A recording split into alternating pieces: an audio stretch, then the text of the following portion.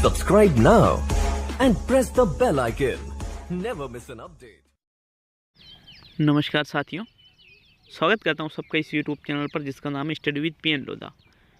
मैंने सुबह ही बोल दिया था कि क्लास 6 की एसएसटी की जो बुक है भूगोल की, पूरे ही क्वेश्चन एक ही वीडियो में लेकर आया हूं, जिसमें बुक के अंदर से और बुक के लास्ट में अंदर बाहर जितने भी कहीं से भी क्वेश्चन बनता है तो सारे ही क्वेश्चन एक ही वीडियो में कराने वाला हूँ। लेवल 1 और लेवल 2 बेहतरीन गोल्डन क्वेश्चन आप इनको कह सकते हो। थोड़ी देरी हुई वीडियो बनाने में, इसके लिए मैं क्षमा चाहता हूँ आप सभी लोगों से, लेकिन साथियों फिर भी कुछ ना कुछ चीज़ें होती ही है तो बाकी आप समझ सकते हो। तो चलिए वीडियो को शुरू करते हैं। मित्रों, कक्षा 6 भूगोल की जो किताब है उससे एसएसटी की उससे क्वेश्चन लिए गए हैं और ये जो पुस्तक है ये सत्र 2019-20 की जो पुस्तक है उसी से लिए गए। सभी को पता होगा कि जब माध्यमिक शिक्षा बोर्ड राजस्थान ने रीट का सिलेबस निकाला था तो नोट करके लिखा था 2019-20 के आधार पर प्रश्न पत्र का निर्माण किया जाएगा। तो मित्रों, पूरी बुक के वस्तुनिष्ठ प्रश्न है। सफलता की 100% गारंटी, सफलता की 100% गारंटी एसएसटी वालों के लिए और लेवल 1 वालों के लिए। बहुत ही बेहतरीन क्वेश्चन आप इनको कह सकते हो। तो चलिए पार्ट 1 से शुरू करते हैं। पार्ट 1 के जो प्रश्न बनते हैं उनको करेंगे साथियों। तो पार्ट 1 में पहला क्वेश्चन है, तारे चमकते हैं, तारे चमकते हैं स्वयं के प्रकाश से, दूसरे के प्रकाश से। देखिए साइंस और मैथ्स वालों के लिए भी है ये चीज़ें, चंद्रमा के प्रकाश से और ग्रहों के प्रकाश से। तो मित्रों, बात करें तारे क्यों चमकते हैं साथियों, इसका रीज़न होता है तारों का स्वयं का प्रकाश होता है। स्वयं का, ऐसा नहीं है जैसे चंद्रमा है तो चंद्रमा कोई तारा नहीं है तो फिर ये खुद के प्रकाश से नहीं चमकेगा, बल्कि ये सूर्य के प्रकाश से चमकता है। अब सूर्य है, सूर्य खुद तारा है तो फिर उसको दूसरे के प्रकाश से चमकने की आवश्यकता नहीं है, बल्कि वो खुद के ही प्रकाश से चमकता है। प्रथम विकल्प सही है साथियों प्रश्न नंबर 1 में। चलिए प्रश्न नंबर 2 पे आते हैं। ध्रुव तारे द्वारा दिशा निर्धारित होती है, उत्तर, दक्षिण, पूर्व और पश्चिम। तो मित्रों, ध्रुव तारे के द्वारा कौन सी दिशा का निर्धारण होता है? उत्तर दिशा का निर्धारण होता है। देखिए पूर्व के समय में जब दिशा सूचक यंत्र और अन्य कई सारी ये जो संसाधन है ये उपलब्ध नहीं थे तो लोग यात्राएं करने में, समुद्री यात्राएं करने में अधिकतर जो ध्रुव तारा है उसके आधार पर ही दिशाओं का निर्धारण करते थे। उत्तर दिशा में स्थित होता है साथियों, सभी को विदित होगा। प्रथम विकल्प सही है प्रश्न नंबर 2 में। चलिए आगे बढ़ेंगे प्रश्न नंबर 3 पर। भारत में आसमान में दिखाई देने वाले 7 तारों के समूह को कहते हैं? सप्तऋषि मंडल, सप्तशती, आकाश गंगा और इनमें से कोई नहीं।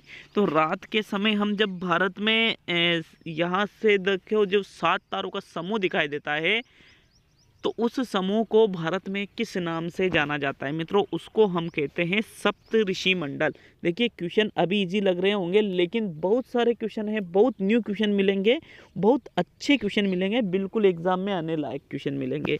तो मित्रों, प्रथम विकल्प सही है प्रश्न नंबर 3 का। चलिए नेक्स्ट प्रश्न नंबर 4। तारे किन गैसों के मिश्रण से बने होते हैं? हाइड्रोजन, हीलियम, 1 व 2 और इनमें से कोई नहीं। तो मित्रों, तारों का निर्माण हाइड्रोजन और हीलियम दोनों के मिश्रण से होता है। तीसरा विकल्प इस प्रकार सही रहेगा, 1 व 2 वाला। चलिए आगे बढ़ेंगे प्रश्न नंबर 5 पर साथियों।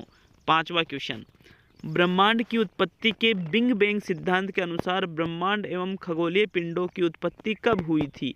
3.7 अरब वर्ष पूर्व, 5.7 अरब वर्ष पूर्व, 8.7 अरब वर्ष पूर्व और 13.7 अरब वर्ष पूर्व। तो मित्रों, बिग बैंग सिद्धांत क्या कहता है कि एक भयानक विस्फोट हुआ जिससे ब्रह्मांड की उत्पत्ति हुई और ये 13.7 अरब वर्ष पूर्व ऐसा हुआ था साथियों, जिसमें हमारा एक सौर मंडल भी है। यहाँ पे 13.7 अरब वर्ष पूर्व माना गया है ब्रह्मांड की उत्पत्ति को according to big bang theory. चलिए नेक्स्ट प्रश्न नंबर 6 पे आएंगे साथियों। प्रश्न नंबर 6 है आपके, हमारा सौर परिवार जिस आकाश गंगा में है उसका नाम क्या है? मित्रों, मंदाकिनी, वैदेही, गांगेय और उपयुक्त सभी। तो जो सौर परिवार हमारा, जैसे पृथ्वी है, सूर्य है, मंगल ग्रह है, बृहस्पति है, चंद्रमा है, ये बहुत सारी चीज़ें, तो ये जिस आकाश गंगा में पड़ता है उसका नाम है मंदाकिनी। देखिए आकाश गंगा ऐसा नहीं है कि बहुत सारी अनगिनत आकाश गंगाएं हैं साथियों, उसमें अनगिनत सौर परिवार है। अब ये पता नहीं है कि कहाँ पर हमारे जैसे और दुनिया भी है या नहीं, अभी इसकी खोज तक भी नहीं हो पाई। तो साथियों ये अनंत है, आप इसको कह सकते हो। प्रथम विकल्प सही है प्रश्न नंबर 6 में। चलिए नेक्स्ट आता है प्रश्न नंबर 7। एक प्रकाश वर्ष में कितनी दूरी मापी जाती है? 95 खरब किलोमीटर, 70 खरब किलोमीटर, 80 खरब किलोमीटर और 60 खरब किलोमीटर। तो मित्रों प्रकाश वर्ष का नाम तो आप सभी ने सुना ही होगा। अगर यूँ बात करें कि कितनी दूरी मापते हैं एक प्रकाश वर्ष में, तो आपका फिर राइट आंसर रहेगा 95 खरब किलोमीटर आप एक प्रकाश वर्ष में मापते हो। एक प्रकाश वर्ष का मतलब कितना होता है? 95 खरब किमी। तो प्रथम विकल्प सही है साथियों प्रश्न नंबर 7 में। चलिए प्रश्न नंबर 8 पे आते हैं। प्रकाश की गति होती है 3 लाख किलोमीटर प्रति घंटा, 3 लाख किलोमीटर प्रति सेकंड, 5 लाख किलोमीटर प्रति सेकंड और 8 लाख किलोमीटर प्रति सेकंड। पूर्णतः है एक क्वेश्चन आरबीएससी क्लास 6 भूगोल की ही बुक में से अंदर से साथियों। तो देखिएगा प्रकाश की जो गति है वो होती है 3 लाख किलोमीटर प्रति सेकंड की रफ्तार से। मतलब एक सेकंड में प्रकाश कितना चलता है? 3 लाख किलोमीटर एक सेकंड में साथियों। तो दूसरा विकल्प आपका सही है प्रश्न संख्या 8 में। चलिए नेक्स्ट प्रश्न नंबर 9। ग्रह का चक्कर लगाने वाले पिंड को क्या कहा जाता है? खगोलीय पिंड, उपग्रह, धूमकेतु और नक्षत्र। तो नक्षत्र और धूमकेतु तो आएगा नहीं साथियों। वह पिंड जो ग्रह का चक्कर लगाते हैं उनको उपग्रह कहते हैं। जैसे है चंद्रमा पृथ्वी के चक्कर लगाता है तो चंद्रमा क्या है? उपग्रह है साथियों। जैसे पृथ्वी सूर्य के चक्कर लगाती है तो फिर पृथ्वी भी एक उपग्रह आ जाएगी सूर्य की। तो साथियों दूसरा विकल्प आपका सही है प्रश्न संख्या 9 में। चलिए नेक्स्ट प्रश्न नंबर 10 पे आएंगे साथियों। 10वां क्वेश्चन क्या है? पृथ्वी पर जीवन निम्न में से कितने वर्ष पूर्व आरंभ हुआ? 1 अरब 24 करोड़ वर्ष पूर्व, 500 करोड़ वर्ष पूर्व, 50 लाख वर्ष पूर्व और 3 अरब 80 करोड़ वर्ष पूर्व। तो साथियों पृथ्वी पर जीवन कितने समय पहले आरंभ हुआ? देखिए बिग बैंग सिद्धांत अलग है, अब पृथ्वी का उसी के अकॉर्डिंग निर्माण हुआ। अब पृथ्वी पर निर्माण होने के बाद में भी ये एक यूँ मान सकते हो बिल्कुल गर्म थी। गर्म जैसे कोई भी एक पदार्थ होता है ना, गर्म वस्तु, तो ये भी उसी थी। इसको ठंडा होने में टाइम लगा, इस पर जीवन उत्पत्ति होने में बहुत ज़्यादा टाइम लगा। लेकिन ऐसा माना जाता है आज से लगभग 3 अरब 80 करोड़ वर्ष पूर्व, लगभग ऐसा नहीं एग्जैक्टली नहीं है ये, लगभग 3 अरब 80 करोड़ वर्ष पूर्व पृथ्वी पर जीवन आरंभ हुआ था। चौथा विकल्प सही है साथियों प्रश्न नंबर 10 में। तो पार्ट 1 के तो पूरे प्रश्न हो चुके हैं साथियों। पार्ट 2 के क्वेश्चन अब हम देखने वाले हैं। तो चलिए पार्ट 2 के क्वेश्चन भी देखेंगे, पूरा ही वीडियो देख के जाना। 7 पार्ट के क्वेश्चन है साथियों, 60 के लगभग क्वेश्चन है। तो चलिए पार्ट 2 के प्रश्नों को भी देख लेते हैं मित्रों। तो मित्रों पार्ट 2 का पहला क्वेश्चन देखेंगे। पहला क्वेश्चन है वर्तमान में ग्रहों की संख्या कितनी है साथियों? देखिएगा खोज होती रहती है, तो यहाँ पर वर्तमान की पूछा है। वर्तमान में ग्रहों की कुल संख्या 8 मानी जाती है मित्रों। कितनी मानी जाती है? 8 मानी जाती है अकॉर्डिंग टू आरबीएससी बुक्स। प्रथम विकल्प आपका सही है प्रश्न संख्या 1 में। चलिए पार्ट 2 का दूसरा क्वेश्चन। सौरमंडल का सबसे बड़ा ग्रह कौन सा है? पृथ्वी है, मंगल है, बृहस्पति है और शनि है। तो मित्रों देखिएगा सौरमंडल के सबसे बड़े ग्रह का नाम बताना है आपको। मित्रों राइट आंसर इसका कौन सा रहेगा? मित्रों अगर बात करें सबसे बड़े ग्रह की तो ये है आपके बृहस्पति ग्रह। कौन सा ग्रह सबसे बड़ा? बृहस्पति है मित्रों। तीसरा विकल्प सही है। देखिए बृहस्पति ग्रह बहुत ही ज़्यादा बड़ा है, इसमें लगभग 296 पृथ्वियाँ समा सकती है, ऐसा कुछ है। एग्जैक्टली थोड़ा ध्यान नहीं रहा, 296 के लगभग मुझे याद है साथियों। वैसे आप इस चीज़ के लिए कमेंट करके जा सकते हैं। चलिए नेक्स्ट देखेंगे प्रश्न नंबर 3 को मित्रों। तीसरा क्वेश्चन है पृथ्वी किन 2 ग्रहों के बीच में स्थित है? पृथ्वी हमारी जो अर्थ है किन 2 ग्रहों के बीच में है साथियों? शुक्र व मंगल के बीच में, बुध व शुक्र के बीच में, शनि व बृहस्पति के बीच में और मंगल व बृहस्पति के बीच में। तो साथियों पृथ्वी की अगर हम बात करें तो ये शुक्र और मंगल ग्रह के बीच में स्थित है मित्रों। शुक्र और मंगल ग्रह के बीच में पृथ्वी स्थित है। प्रथम विकल्प आपका सही है साथियों। प्रश्न संख्या 3 में। कौन सा विकल्प है? प्रथम विकल्प। चलिए आगे बढ़ेंगे प्रश्न नंबर 4 पे। चौथा क्वेश्चन मित्रों, प्रश्न नंबर 4 क्या है आपका? क्षुद्र ग्रह किन ग्रहों के मध्य पाए जाते हैं? क्षुद्र ग्रह जो छोटे छोटे टुकड़े होते हैं उनकी बात की जा रही है। तो ये मंगल व बृहस्पति के बीच में, बृहस्पति व शुक्र के बीच में, शनि व पृथ्वी के बीच में, बुध व बृहस्पति के बीच में। तो साथियों जो क्षुद्र ग्रह है ये मंगल और बृहस्पति ग्रहों के बीच में पाए जाते हैं। किसके बीच में? मंगल व बृहस्पति ग्रहों के बीच में ही क्षुद्र ग्रह पाए जाते हैं। आपका मित्रों मंगल व बृहस्पति ग्रह के बीच में ही क्षुद्र ग्रह पाए जाते हैं। प्रथम विकल्प सही रहेगा चौथे क्वेश्चन में। चलिए आगे बढ़ेंगे प्रश्न नंबर 5 पर। पृथ्वी का सबसे नजदीक आकाशीय पिंड कौन सा है? सूर्य, शुक्र व ग्रह, सेरेस और चंद्रमा। तो आकाशीय पिंड, देखिए चंद्रमा को हम रात दिन देखते हैं साथियों, ये ही सबसे नज़दीक आकाशीय पिंड है हमारी पृथ्वी के।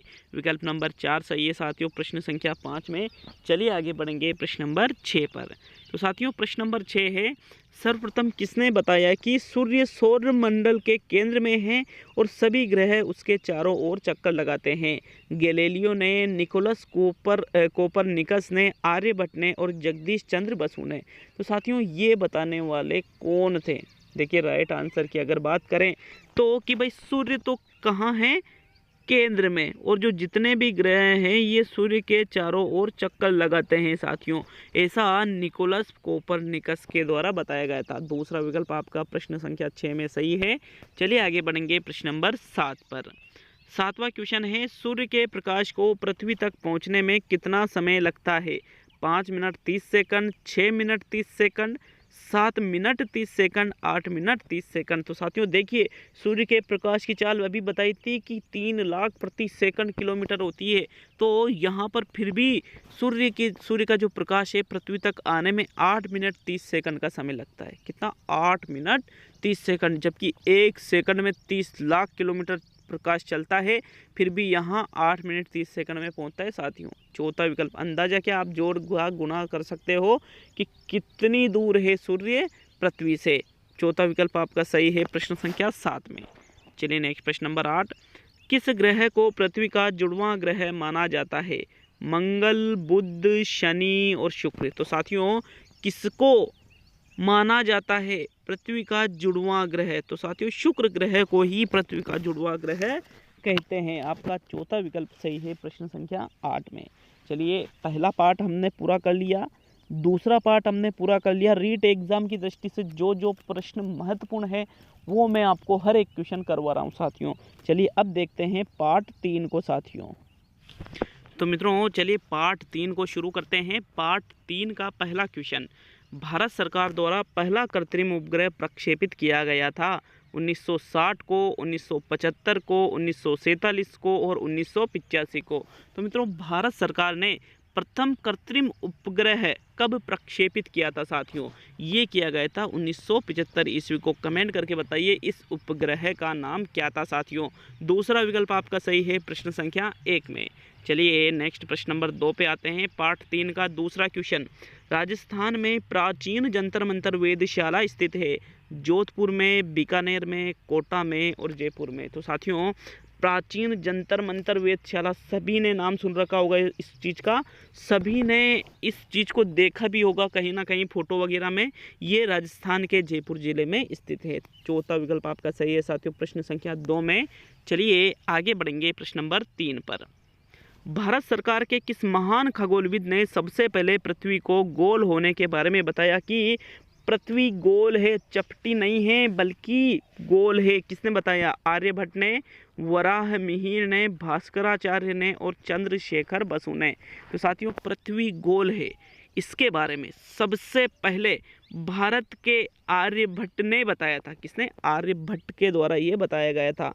विकल्प नंबर 1 सही है आपका प्रश्न संख्या 3 में। नेक्स्ट बात करेंगे प्रश्न नंबर 4 पर। तो चलिए चौथा क्वेश्चन, पृथ्वी का पलायन वेग निम्न में से कितना है? 8.3 किलोमीटर प्रति सेकंड, 9.2 किलोमीटर प्रति सेकंड, 11.2 किलोमीटर प्रति सेकंड और 7.5 किलोमीटर प्रति सेकंड। तो साथियों प्लायन वेग का मतलब क्या होता है कि वह न्यूनतम गति जिससे आप अगर पृथ्वी की कक्षा से बाहर जाना चाहते हो तो इतनी स्पीड होना चाहिए। तो प्रति सेकंड 11.2 किलोमीटर यदि स्पीड आपकी है तो बिल्कुल आप पृथ्वी की कक्षा जो गुरुत्वाकर्षण बल है उसको पार कर सकते हो साथियों। तीसरा विकल्प आपका सही है प्रश्न संख्या 4 में। चलिए नेक्स्ट प्रश्न नंबर 5। भारतीय अंतरिक्ष अनुसंधान संगठन का गठन कब हुआ? 1955 में, 1958 में, 1960 में और 1962 में। तो साथियों जो इसरो है भारतीय अंतरिक्ष अनुसंधान संगठन, इसका मूल रूप से गठन तो 1969 में हुआ था मित्रों, लेकिन 1962 में एक संस्था के रूप में इसका गठन कर दिया गया था। इसलिए 1962 आपको कई जगह देखने को मिल जाएगा, जबकि कई जगह आपको 1969 भी मिलेगा। चौथा विकल्प आपका सही है प्रश्न संख्या 5 में। चलिए नेक्स्ट बात करेंगे प्रश्न नंबर 6 पर। विश्व का पहला कृत्रिम उपग्रह जो 1957 में सोवियत संघ द्वारा अंतरिक्ष में भेजा गया था, आर्यभट्ट प्रथम, चांगप्रो फर्स्ट, डिस्कवरी फर्स्ट और स्पुतनिक फर्स्ट। तो मित्रों विश्व की बात की जा रही है, भारत की बात यहाँ नहीं की जा रही है। तो विश्व का वो प्रथम कृत्रिम उपग्रह कौन सा है जो 1957 में सोवियत संघ ने अंतरिक्ष में भेजा था? नाम था उसका स्पुतनिक फर्स्ट। क्या था? Sputnik first. बहुत ही महत्वपूर्ण क्वेश्चन है ये, बहुत ही ज़्यादा। यहाँ चौथा विकल्प सही है प्रश्न संख्या 6 में। चलिए नेक्स्ट प्रश्न नंबर 7। विश्व के प्रथम अंतरिक्ष यात्री निम्न में से कौन है? Yuri Gagarin, Neil Armstrong, Galileo और राकेश शर्मा। तो विश्व की बात की जा रही है, विश्व के प्रथम अंतरिक्ष यात्री की बात करें तो वो थे यूरी गागरिन। जबकि कमेंट करके बताइए भारत के प्रथम अंतरिक्ष यात्री कौन है साथियों। विकल्प नंबर 1 सही है यहाँ पर प्रश्न नंबर 7 में। चलिए प्रश्न नंबर 8। भारत का अंतरिक्ष में मनुष्य को भेजने का प्रस्तावित मिशन का नाम है मंगलयान, गगनयान, मानवयान, विजयी भव। तो मित्रों भारत को अंतरिक्ष में मनुष्य को भेजने का जो एक प्रस्तावित मिशन है उसको गगनयान नाम दिया गया है। क्या नाम दिया गया है? गगनयान। दूसरा विकल्प आपका सही है, ऐसा नहीं है कि मानव जा रहा है तो मानवयान कर दो, नहीं, गगनयान। दूसरा विकल्प प्रश्न नंबर 8 में सही रहेगा साथियों। तो चलिए आगे बढ़ेंगे। तो आपके पार्ट 3 तो पूरे हो चुके हैं, अब पार्ट 4 के प्रश्नों को देखेंगे साथियों। पार्ट 4 के भी बहुत ही महत्वपूर्ण, एक एक पार्ट के एक एक क्वेश्चन को वो महत्वपूर्ण समझे आप। बिल्कुल भी ऐसा नहीं है कि कोई क्वेश्चन चूक जाए और वो एग्जाम में आ जाए, फिर मैं कहूँ कि देखो यहाँ से आया था और आप सोचोगे कि 1 मिनट की लापरवाही क्वेश्चन गलत करवाएगी मित्रों। तो चलिए पार्ट 4 के प्रश्नों को शुरू करते हैं। तो मित्रों पार्ट 4 के प्रश्नों को शुरू करते हैं। पार्ट 4 में पहला क्वेश्चन, वह रेखा जो पृथ्वी को उत्तरी गोलार्ध तथा दक्षिणी गोलार्ध में विभाजित करती है कहलाती है, उस रेखा को क्या कहा जाता है? जो पृथ्वी को उत्तरी गोलार्ध और दक्षिणी गोलार्ध 2 भागों में विभाजित करती है। कर्क रेखा कहा जाता है, विषुवत रेखा कहा जाता है, मकर रेखा कहा जाता है या ग्रीनविच रेखा कहा जाता है? तो साथियों इसको कहा जाता है कर्क रेखा। क्या कहा जाता है? कर्क रेखा ही पृथ्वी को उत्तरी गोलार्ध और दक्षिणी गोलार्ध 2 अलग अलग भागों में विभाजित कर देती है मित्रों। विकल्प नंबर 1 सही आपका प्रश्न संख्या 1 में। चलिए नेक्स्ट प्रश्न नंबर 2। पृथ्वी का अक्ष लिखा था। पृथ्वी का अक्ष अपने परिक्रमण तल से कितने डिग्री का कोण बनाता है? 33 सही 1/2 डिग्री, 66 सही 1/2 डिग्री। ये ऐसे लिखा था लेकिन टाइपिंग में साथियों आता नहीं है तो इसलिए थोड़ा ऐसा हो गया है। 56 डिग्री और 43 सही 1/2 डिग्री। तो मित्रों पृथ्वी का अपने पक्षी नहीं है, सॉरी ये अक्ष है, मैं वापस बता रहा हूँ।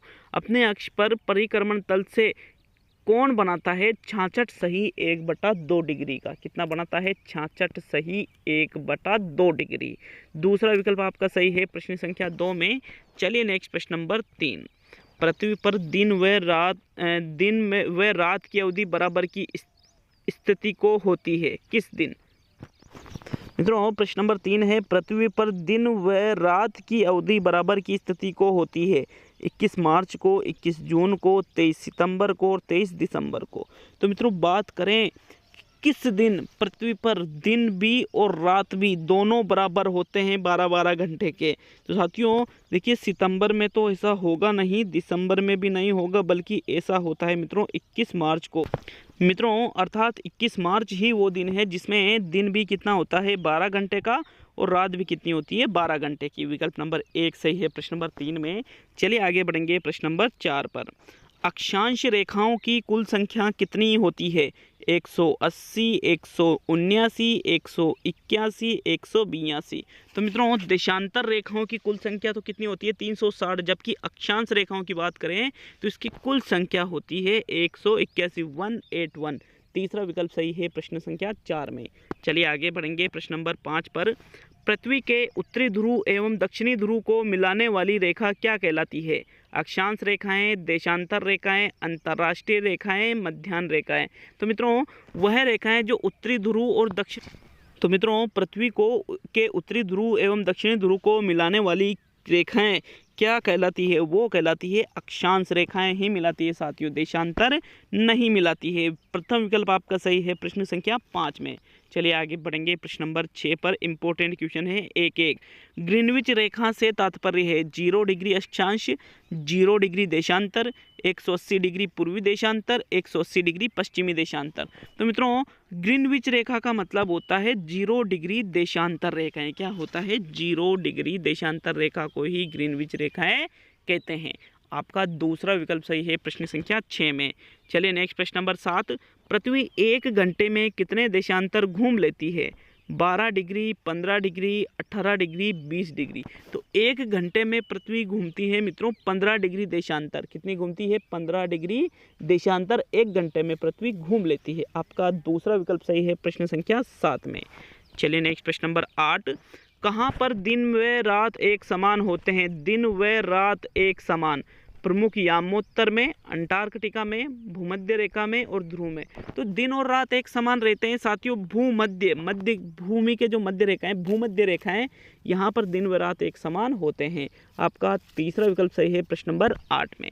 तो साथियों ये 4 पार्ट पूरे हो चुके हैं। अब पार्ट 5 को देखेंगे। पार्ट 5 के जितने भी महत्वपूर्ण क्वेश्चन हैं उनको जरूर देखिएगा। देखिए पूरा वीडियो देखिएगा, आधा घंटे का वीडियो बनेगा मैक्सिमम, जिसमें पूरी किताब आपके हल हो जाएगी। तो चलिए तो मित्रों पार्ट 5 के प्रश्नों को देखते हैं। पहला क्वेश्चन पार्ट 5 का। दिशा सूचक यंत्र की सुई हमेशा दर्शाती है? दक्षिण दिशा दर्शाती है, उत्तर दिशा दर्शाती है, पूर्व दिशा दर्शाती है और पश्चिम दिशा दर्शाती है। तो साथियों दिशा सूचक जो यंत्र होता है इसमें जो सुई होती है वो हमेशा ही दक्षिण दिशा में स्थित होती है। फिर आप उसको चेंज करते हो दिशाओं के हिसाब से, वो अलग चीज़ हो जाती है, लेकिन हमेशा ये कौन सी दिशा को दर्शाएगी? दक्षिण दिशा को। आपका प्रथम विकल्प सही है प्रश्न संख्या। तो मित्रों आपका प्रथम विकल्प है पार्ट 5 के पहले क्वेश्चन में। चलिए पार्ट 5 के दूसरे क्वेश्चन को देखेंगे। वास्को डिगामा ने किस देश तक आने के लिए समुद्री मार्ग की खोज की? भारत की, अमेरिका की, श्रीलंका की और इटली की। तो वास्को डिगामा ने किस देश तक आने के लिए समुद्री मार्ग की खोज किस देश के तक आने के लिए की थी? भारत आने के लिए की थी साथियों। भारत आपका अपना देश, इंडिया जिसको हम कहते हैं, भारत की बात की जा रही है। वास्को डिगामा ने समुद्र मार्ग की खोज इसी देश तक आने के लिए की थी। आपका प्रथम विकल्प सही है प्रश्न नंबर 2 में। चलिए आगे बढ़ेंगे प्रश्न नंबर 3 पर। अमेरिका की खोज किसने की थी? कोलंबस ने, वास्को डिगामा ने, दोनों ने और इनमें से कोई नहीं। तो मित्रों अमेरिका की खोज कोलंबस के द्वारा और भारत आने के लिए समुद्री मार्ग की खोज वास्को डिगामा। प्रथम विकल्प आपका सही है प्रश्न संख्या 3 में। चलिए नेक्स्ट प्रश्न नंबर 4। वास्को डिगामा 1498 में भारत में किस बंदरगाह पर पहुंचा? तूतीकोरिन, बम्बई, कालीकट और जलगांव। तो साथियों किस बंदरगाह पर पहुंचा था वास्को डिगामा 1498 में? मित्रों ये कालीकट बंदरगाह पर पहुंचा था भारत में। तीसरा विकल्प आपका सही है प्रश्न संख्या 4 में। चलिए आगे बढ़ेंगे प्रश्न नंबर 5 पर साथियों। 5वें पार्ट का अंतिम और 5वां क्वेश्चन। वास्को डिगामा कहाँ का निवासी था? पुर्तगाल का, इटली का, फ्रांस का और इंग्लैंड का। तो मित्रों वास्को डिगामा किस देश का निवासी था? मित्रों ये एक पुर्तगाल का निवासी था। आपका प्रथम विकल्प सही है प्रश्न नंबर 5 में। तो पार्ट 5 तक के क्वेश्चन हम कर चुके हैं। अब 6वां और 7वां पार्ट आपके अभी बचा है, तो इनको भी चलिए देख लेते हैं साथियों। पार्ट 6 का पहला क्वेश्चन। विश्व का सबसे बड़ा महाद्वीप कौन सा है साथियों? पहला क्वेश्चन है पार्ट 6 का। अफ्रीका है, उत्तरी अमेरिका है, एशिया है और यूरोप है। तो सबसे बड़े महाद्वीप की अगर हम बात करें तो ये आपका अपना, जिसमें हमारा भारत है, एशिया महाद्वीप सबसे बड़ा विश्व का महाद्वीप है मित्रों। प्रथम विकल्प सही है प्रश्न नंबर 1 में पार्ट 6 के। चलिए नेक्स्ट पार्ट 6 के दूसरा क्वेश्चन। सबसे गहरा गर्त किस महासागर में है? गर्त का मतलब होता है गड्ढा। प्रशांत महासागर में, अटलांटिक महासागर में, आर्कटिक महासागर में और हिंद महासागर में। तो मित्रों सबसे गहरे गड्ढे की बात पूछी जा रही है, कौन से महासागर में स्थित है? राइट आंसर बताइएगा प्रश्न नंबर 2 में। तो मित्रों विश्व में सबसे गहरा गर्त या गड्ढा प्रशांत महासागर में स्थित है। कौन से महासागर में? प्रशांत। उस गड्ढे का नाम कमेंट करके जाइएगा साथियों। प्रथम विकल्प आपका सही है प्रश्न नंबर 2 में। चलिए नेक्स्ट प्रश्न नंबर 3। हमारी पृथ्वी पर कुल कितने प्रतिशत जल है? 71%, 72%, 78% और 79%। तो मित्रों हमारी पृथ्वी के 71% पर तो जल है और 29% पर भूभाग है साथियों, जहाँ पर हम रहते हैं, हमारी अन्य चीज़ें होती है। प्रथम विकल्प सही है प्रश्न नंबर 3 में। चलिए आगे बढ़ेंगे प्रश्न नंबर 4 पर। चौथा क्वेश्चन, विक्टोरिया झील कौन से महाद्वीप में स्थित है? अफ्रीका में, यूरोप में, एशिया में और अमेरिका में। तो मित्रों विक्टोरिया झील बताइएगा कौन से महाद्वीप में स्थित है? बहुत ही इंपॉर्टेंट क्वेश्चन है ये भी। प्रश्न नंबर 4 का राइट आंसर दीजिए साथियों। तो मित्रों विक्टोरिया जो झील है वो अफ्रीका महाद्वीप में स्थित है। कौन से महाद्वीप में स्थित है? अफ्रीका महाद्वीप में। आपका प्रथम विकल्प सही है प्रश्न नंबर 4 में। चलिए नेक्स्ट प्रश्न नंबर 5।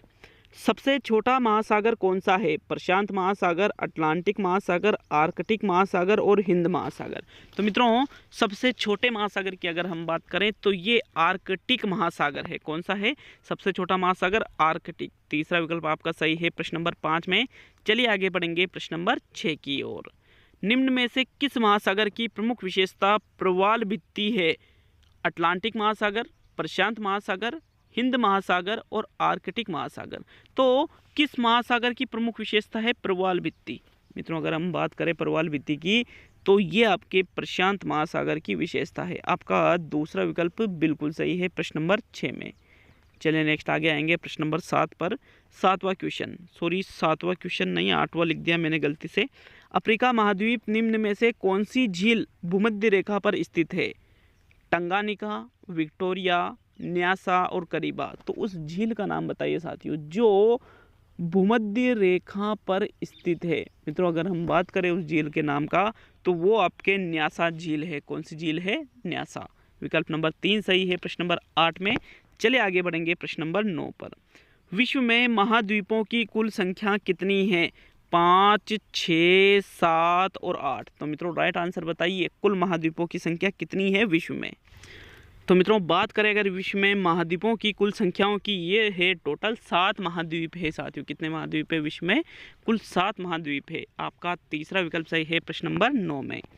चलिए नेक्स्ट 10वां क्वेश्चन। निम्न में से किस महाद्वीप का क्षेत्रफल सबसे कम है? यूरोप, अफ्रीका, ऑस्ट्रेलिया और अंटार्कटिका। तो क्षेत्रफल की दृष्टि से सबसे छोटा महासागर कौन सा है ये बताना है साथियों। सबसे छोटा महासागर, क्या महाद्वीप पूछा है, महासागर नहीं। तो सबसे छोटा है ऑस्ट्रेलिया। कौन सा महाद्वीप सबसे छोटा है क्षेत्रफल की दृष्टि से? ऑस्ट्रेलिया। जबकि सबसे बड़ा कौन सा है मित्रों? एशिया है। तो यहाँ आपका तीसरा विकल्प सही है प्रश्न नंबर 10 में। चलिए नेक्स्ट प्रश्न नंबर 11। किस महाद्वीप को श्वेत महाद्वीप के नाम से जाना जाता है? Africa, Asia, Australia, Antarctica. तो श्वेत साथियों अंटार्कटिका को जाना जाता है क्योंकि यहाँ बर्फ ही बर्फ स्थित है। चौथा विकल्प आपका सही है 11वें क्वेश्चन में।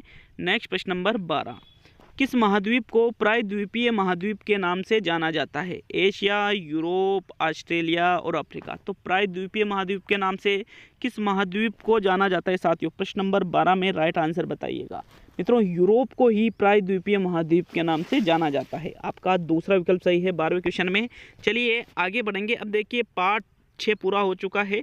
अब पार्ट 7 के क्वेश्चन देखेंगे। अंतिम पार्ट है साथियों ये, लास्ट। इसमें आपके समझिए आप आधे घंटे में यदि एक पूरी बुक के क्वेश्चन में ला के दे देता हूँ आपको तो फिर मेरे हिसाब से तो फिर वो गलत नहीं है। मेरे हिसाब से तो वो बहुत ही शॉर्ट एंड स्वीट चीज़ें हैं। तो पार्ट 7 शुरू करते हैं साथियों। पहला क्वेश्चन, प्रेरी घास के मैदान कहाँ पाए जाते हैं? यूरोप में, एशिया में, उत्तरी अमेरिका में और ऑस्ट्रिया में। तो मित्रों प्रेरी घास के मैदान के बारे में बताना है कहाँ पाए जाते हैं साथियों। प्रश्न नंबर 1 का राइट आंसर दीजिए। पार्ट 7 का पहला क्वेश्चन है ये। तो मित्रों प्रेरी घास के मैदान पाए जाते हैं उत्तरी अमेरिका में। तीसरा विकल्प आपका सही है प्रश्न नंबर 1 में। चलिए पार्ट 7 का प्रश्न नंबर 2 देखेंगे। पृथ्वी के उत्तरी ध्रुव पर स्थित है? आर्कटिक महासागर, अंटार्कटिका, अटलांटिक और ऑस्ट्रेलिया। तो मित्रों पृथ्वी के उत्तरी ध्रुव पर आर्कटिक महासागर स्थित है। कौन सा महासागर? आर्कटिक महासागर। प्रथम विकल्प आपका सही है प्रश्न नंबर 2 में। चलिए प्रश्न नंबर 3, रेत के टीलों को स्थानीय भाषा में क्या कहा जाता है? धोरे, इग्लू, स्टेपी और सभी। तो मित्रों जो रेत के टीले होते हैं उनको स्थानीय भाषा में उनको कहा जाता है धोरे। क्या कहा जाता है? धोरे कहा जाता है साथियों। विकल्प नंबर 1 सही है प्रश्न नंबर 3 में। चलिए नेक्स्ट आगे बढ़ेंगे प्रश्न नंबर 4 पर। इग्लू किसे कहते हैं? एस्किमो जनजाति का बर्फ का घर, एस्किमो जनजाति का हथियार, बुशमैन लोगों का तंबू और उपयुक्त सभी। तो मित्रों इग्लू का मतलब होता है जो एस्किमो जनजाति है उनके बर्फ का जो घर है उनको ही इग्लू कहते हैं। बर्फ के घर जो घर बने होते हैं उसमें क्या होता है साथियों, बर्फ के बीच में दीवार के बीच में थोड़ी सी जगह रखी जाती है ताकि बाहर की जो ठंडी वायु है वो अंदर प्रवेश न ले सके और जो अंदर की जो गर्म भाप है वो बाहर न जा सके। प्रथम विकल्प सही है प्रश्न नंबर 4 में। चले नेक्स्ट प्रश्न नंबर 5। स्टेपी घास के मैदान कहाँ पर पाए जाते हैं? यूरोप में, एशिया में, 1 व 2 दोनों जगह और इनमें से कोई नहीं। तो मित्रों जो स्टेपी घास के मैदान है वो यूरोप में भी और एशिया में भी दोनों ही जगह पाए जाते हैं। अतः आपका तीसरा विकल्प सही है प्रश्न नंबर 5 में। चलिए नेक्स्ट प्रश्न नंबर 6 पे आते हैं साथियों। प्रश्न नंबर 6। तो मित्रों प्रश्न नंबर 6 है आपका, ऑस्ट्रेलिया के घास स्थल को दिया गया भौगोलिक नाम है? डाउन्स, वेल्स, सवाना और प्रेरी। तो मित्रों ऑस्ट्रेलिया के जो घास स्थल है उन स्थलों को जो उन भौगोलिक स्थलों को जो नाम दिया है वो है डाउन्स। प्रथम विकल्प सही है, उनको भौगोलिक स्थलों को डाउन्स के नाम से जाना जाता है। आपका प्रथम विकल्प सही रहेगा प्रश्न नंबर 6 में। चलिए आगे बढ़ेंगे प्रश्न नंबर 7 पर। मित्रों अगर वीडियो अच्छा लगा तो लाइक शेयर करना नहीं भूले साथियों। लाइक भी करें, शेयर भी करें, कमेंट भी करें। अगर डाउट है तो फिर भी कमेंट करें। वैसे आरबीएससी की बुक से है तो फिर भी अगर कोई मिस्टेक होती है तो वो भी आप हमें बता दें साथियों। चलिए नेक्स्ट प्रश्न नंबर 7। दक्षिणी अमेरिका के शीत शीतोष्ण घास स्थलों को क्या कहते हैं? सवाना, पंपास, प्रेअरीज और वेस्ट। तो मित्रों दक्षिण अमेरिका के जो शीत शीतोष्ण घास स्थल है इनको पंपास के नाम से जाना जाता है। किस नाम से? पंपास के नाम से। तो 7वें क्वेश्चन में आपका दूसरा विकल्प है पार्ट 7 का 7वां क्वेश्चन, विकल्प नंबर 2 राइट है। चलिए नेक्स्ट प्रश्न नंबर 8। सवाना घास भूमियाँ पाई जाती है मध्य एशिया में, उत्तरी अमेरिका में, उत्तरी मध्य अफ्रीका में और ऑस्ट्रेलिया में। तो मित्रों सवाना घास भूमियाँ जो है वो उत्तरी मध्य अफ्रीका में पाई जाती है। तीसरा विकल्प सही है प्रश्न नंबर 8 में। तो 8 ही क्वेश्चन इस पार्ट से थे। तो हम पार्ट 1 से लेकर के 7 पार्ट के सभी क्वेश्चन लगभग 60 क्वेश्चन के आसपास हमने किए हैं। तो मित्रों आपको ये वीडियो कितना हेल्पफुल लगा हमें कमेंट करके बताइए। अब 1 या 2 दिन में आपके जो कक्षा 6 की एक और अलग 3 किताबें चलती है एसएसटी की, तो लेवल 1 और 2 के लिए, तो उसका भी वीडियो आ रहा है, उसको भी जरूर अटेंड करिएगा साथियों। बहुत बहुत धन्यवाद, मिलते हैं अगले वीडियो में।